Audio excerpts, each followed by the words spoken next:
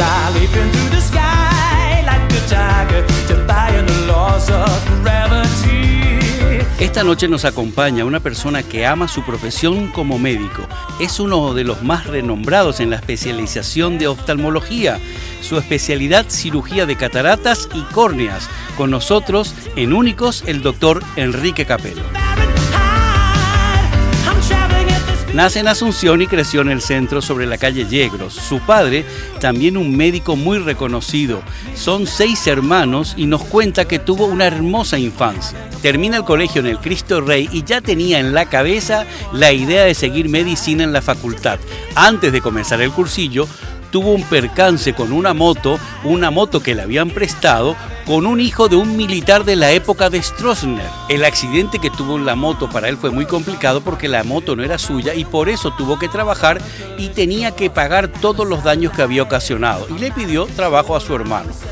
El trabajo nocturno hizo que rebotara 2 veces la facultad de medicina y cuando iba a probar la tercera vez su padre le dijo ya que tenía que tomar una decisión. Eso le hizo dejar la discoteca, la UAT y dedicarse de lleno a sus estudios y así logró ingresar a la carrera de medicina. Tuvo una novia por muchos años que su mamá era oftalmóloga y así él iba observando esa rama de la carrera y decide especializarse en oftalmología. Termina la carrera y entra en la fundación de Banco de Ojos. Trabajó ad honorem y así poder aprender mucho más de la profesión. Luego de 3 años entra a trabajar con un doctor que le daba un extra porque él seguía trabajando también en la fundación. Luego su padre le paga un curso a Argentina y de ahí pasa a la Bascom Palmer Institute de Miami, donde se especializa en córnea y cataratas. Luego, en el 2001, tiene su primer consultorio impulsado por su ex suegro, el ingeniero Barray, quien lo ayudó a montar la clínica. Tiene una clínica que se llama Oftalmoclínica. Este año cumplió 20 años y ya es una marca registrada. Cuenta con todo tipo de aparatología de primera calidad en la especialidad de oftalmología, que en la actualidad tiene más de 50.000 consultas primarias. Esta noche, en Únicos, el doctor Enrique Capello.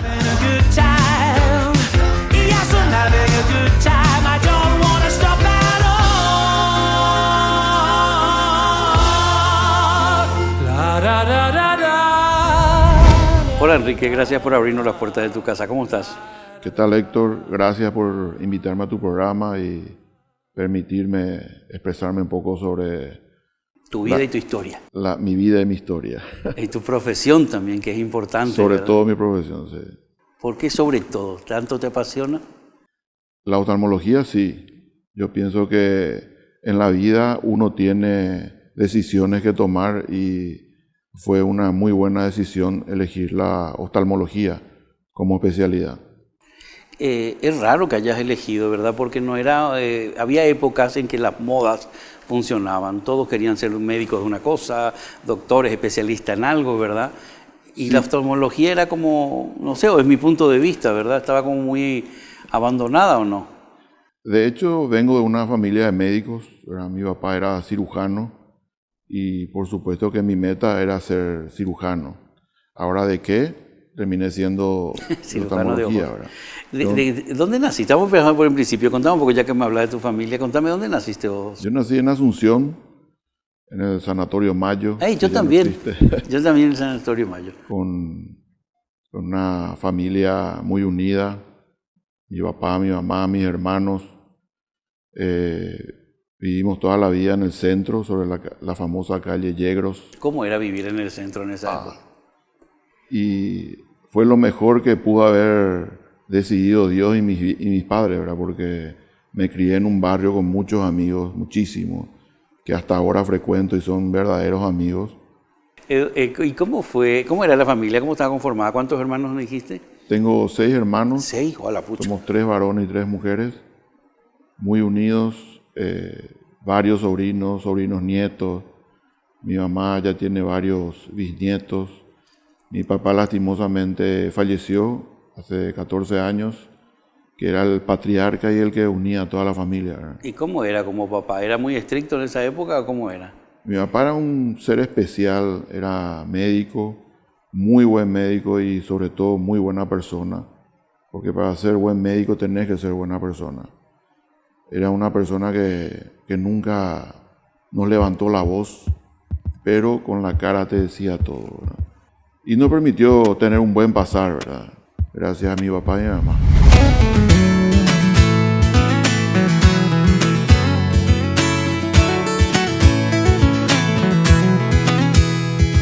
She played the fiddle in an Irish band, but she fell in love with an Englishman. Kissed her on the neck and then I took her by the hands. Baby, I just wanna dance. I met her on Grafton Street, right outside of the bar. She shared a cigarette with me while her brother played the guitar. She asked me what does it mean, the Gaelic king of your arms. Said it was one of my friend's songs. You wanna drink on?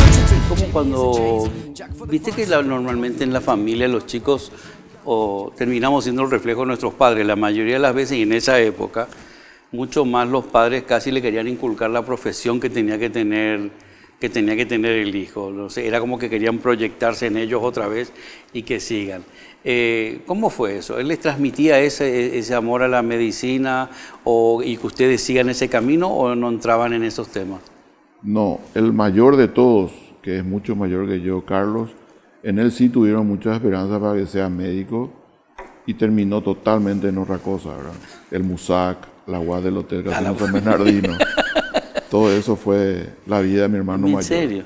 Pero mi segundo hermano Aarón sí terminó la carrera de medicina, él es traumatólogo, pero a nosotros nunca nos obligó, por decirte así, o nos inculcó. Lo que pasa es que uno de niño es una esponja y va escuchando, va absorbiendo y solo a lo mejor se va entrando. No hace falta que a veces te digan, como en mi caso, mira, yo me intenté negar para hacer radio y televisión y al final a los 52 años caí, tardé en caer. Sí. Y empecé a hacer radio y televisión. Pero te quiero decir que siendo niño, yo no sé si en casa se hablaba, pero es imposible cuando hay una profesión determinada en la casa que a lo mejor algo no te llegue, ¿verdad? No, claro que te llega, más todavía con mi papá, cómo llevaba la profesión, ¿verdad? Pero yo le dije a mis hijos que piensen más con la cabeza que con el corazón. Muchas veces vos querés seguir una cosa o como a mí, el test de aptitud del Colegio Cristo Rey, donde yo me formé, ¿verdad? Me daba hotelería y turismo, que ejerzo plenamente porque yo viajo mucho, ¿verdad? Pero en realidad me tiré más a medicina porque es una carrera muy digna y me sentía muy arraigado a eso por mi papá, ¿verdad? ¿Y cómo fue el camino así de la adolescencia? ¿Fuiste buen estudiante en la primaria? Era un estudiante regular, no como para decir tirando a medalla de oro, pero tenía bastante buenas notas porque en mi casa papá y mamá siempre lo único que se fijaban en nuestras vidas era la libreta. A la pucha. Que tengamos buenas notas y eso para ellos era lo máximo. Ahora si nosotros salíamos futbolistas o como mi hermano bohemio, hombre de la noche, eso para ellos no era nada. El título era lo principal para mi papá y mi mamá. Siempre nos decía que hay una diferencia entre tener un título y no tener un título.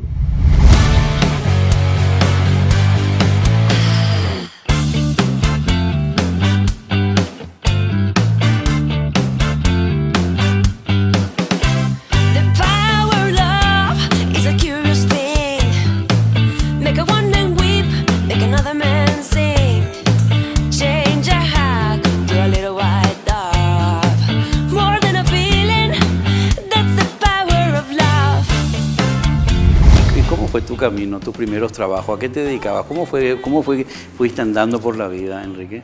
Yo terminé en el Colegio Cristo Rey y en el 6º curso ya te dan la opción de qué cursillo, en mi época te dan la opción de qué cursillo puedes seguir. Inicié el extensivo, se llamaba un cursillo de medicina, que se hacía todo el año, después el intensivo para rendir medicina. Pero se dio un hecho inusual, no pensado, por decirte así, que fue un accidente de moto que yo tuve, ¿verdad? Y tenía yo 17 años y una camioneta vos sabrás, los hijos de papi de antes. Bueno, antes de ahora. Yo iba en la moto, frente al Club Olimpia habían las vías del tren, antes habían las vías del tranvía. También. Y una camioneta me juega, por decirte así, en broma, hacia la vía y casi me estrello. Y después le persigo la camioneta, la alcanzo en un semáforo y retroceden y me rompen la moto. Dios. Que la moto, no te dije, era prestada de un amigo, ¿verdad? No era mi moto. Y ahí me bajo y le agarro a los dos pendejos, por decirlo así, porque tenía más o menos mi edad. Y el guardia de seguridad de ellos, porque eran hijos de militares. Wow, vos no ni idea tenías. En la época de Stroessner, en la dictadura, me llevan detenido a la comisaría tercera, la técnica. O sea, ellos encima te rompen la moto y te llevan a vos. Sí, pero ellos terminaron peor, te puedo asegurar. ¿Por qué? Y porque nos peleamos en la calle y por supuesto Llegaste a los dos le di una paliza, ¿verdad? Pero eso me costó 3 días detenido en la comisaría tercera. Tenía miedo por mis viejos porque mis viejos no sabían que estaba en la moto y menos todavía que estaba en la comisaría. Entonces ahí le llamé a mi hermano mayor, que en esa época tenía la UAD del Hotel Casino San Bernardino. ¿Te acordarás de eso? Sí, claro. Y pasé muchas noches ahí. Me ayuda a salir, ¿verdad? Mediante el padre de un amigo de Oscar Vicente Escabone, que tenía sus contactos y me ayudó a salir de la comisaría. Y ahí le dije a mi hermano, decime qué voy a hacer ahora porque tengo que pagar esta moto, no, y que no le cuente a mi viejo. Mis viejos se enteraron mucho después de esto. Entonces ahí comenzó una vida que fue la de la UAT. Él me dio un trabajo en la UAT. ¿Qué fue? Espera un momento. Qué increíble como a veces un detonante, como algo te hace cambiar de... No, eso me cambió muchísimo. Qué fuerte. No solamente porque impidió que yo ingrese a medicina 2 años, ¿verdad? Porque yo me dediqué más a la vida nocturna. Siempre probando el cursillo de ingreso y pero la noche a veces es peligrosa si uno no la sabe llevar. Es peligrosa, pero... Si uno no la sabe llevar. La UAT del Hotel Casino San Bernardino era lo máximo acá en Paraguay. No tenía adictos, teníamos muchísima gente. Y vos con 17 empezaste ahí. Con 17, sí.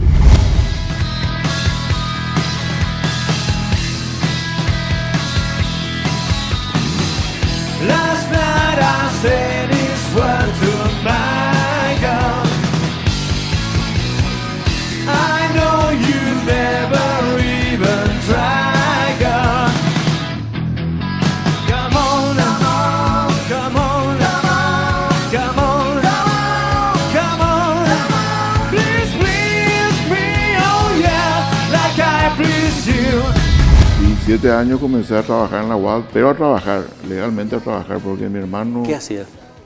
Y yo ordenaba la caja, llevaba a los mozos a la cajera. O sea, con responsabilidad. Claro, mucha responsabilidad. Teníamos que llevarle a Asunción en una camioneta que me dio mi hermano y allá controlaba las entradas, que eran tarjetas numeradas con los precios de las bebidas y tenía que controlar una por una. Pero eso tuviste que contarle a tus papás que estabas ahí, ¿o no? Eso sí, sí. Eso sí. Ellos sí. ¿Y no te preguntaron por qué? No, porque le conocían a mi hermano y mi hermano me cuidaba bastante y sabían que yo no tomaba, no fumaba. Después terminé también trabajando de disc jockey, de algún tipo de música ahí en la UAT. ¿En serio? Pareces tan serio así, no te veo en esa época. No, cuando eso era menos serio. Menos serio era. Pero eso marcó mucho en mi vida y también yo creo que rebotando, como se dice, esos 2 años de medicina me hizo madurar muchísimo porque iba a entrar muy pendejo, muy joven a medicina. Pero en esa época vivías con tus padres todavía. Sí, yo vivía con mis padres. ¿Y eso era los fines de semana solo? Era en el verano jueves a domingo y durante el año era viernes y sábado. Ir a trasladarme hasta allá y la UAT cuando eso, ahora ya es normal, ¿verdad? Acá ahora se amanece hasta las 9. Antes en la UAT se amanecía hasta las 7, 8, 9 de la mañana. Y sí, pero te digo... Porque acá había edicto y era hay... hasta las 2. Ah, claro, eso y no la me gente acuerdo. de acá se trasladaba a San Bernardino porque no había adicto. Sí, a mí me encantaba, te digo, porque aparte me recuerdo, creo, estar bailando y ver salir el sol y... No, era lo máximo. Era lo máximo. Eso. Yo estaba en un paraíso porque mi hermano se encerraba en la cabina y prácticamente yo era el dueño, ¿verdad? Era ¿Y cómo el jefe. administraba eso? ¿No se te fue la cabeza? Porque, No. Porque cuando viste que la gente sabe, dice, mira, él es el que lleva eso, No. siempre intentan... Si había un interés en alguna chica, sí, me subía al trono, pero no, nunca se me subió a la cabeza los humos como para ¿Supiste administrar? Supe administrar. Y sí, es bueno saberlo porque viste que mucha gente cree que la noche es mala para todo el mundo. Imagínate, yo no fumaba, no tomaba, era muy moderado, ¿no? Pero me gustaba la vida nocturna, ¿no? Evidente, pero yo iba a trabajar ahí. Después, la tercera vez que iba a probar, mi papá me habla y me dice, si te vas a dedicar a eso, dedícate ya de pleno y deja de mentirme. Él pensaba que ya iba a ser tu vida. Sí, y ahí fue que agarré el cursillo con el profesor Jorge Mernes, y Jorge Mernes es el que me encarceló en su cursillo, y ahí ingresé a medicina y prácticamente eso que quedaba de mí en la UAS ya dejé, y mi hermano se quedó solo y él continuó después de dos años más. ¡Prepárate! ¡Rompemos todo! El mayor premio por ventas en Paraguay. Sorteamos un todoterreno Ford F-150 americano 0 kilómetro. Una pick-up poderosa y mejor equipada. Más 100 espectaculares premios. Participan todas tus compras desde el 1 de octubre hasta el 31 de enero. Tupiro Villa, 27 años llenando tu hogar de felicidad.